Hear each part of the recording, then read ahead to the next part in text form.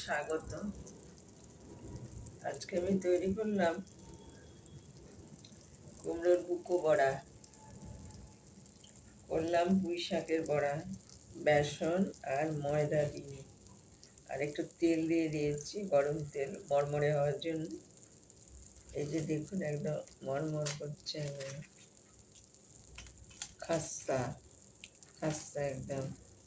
আচ্ছা, সামান্য একটু মিষ্টি দিয়ে দিয়েছি কুমড়োর বুকোতে।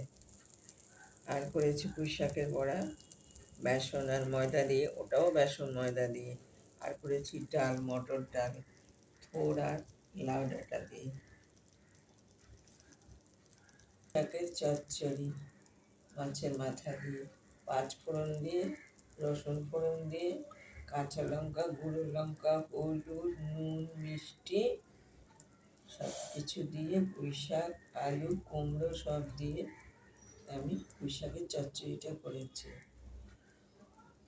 আর একটু মিষ্টি দিতে হবে, যে যেমন মিষ্টি খাবেন।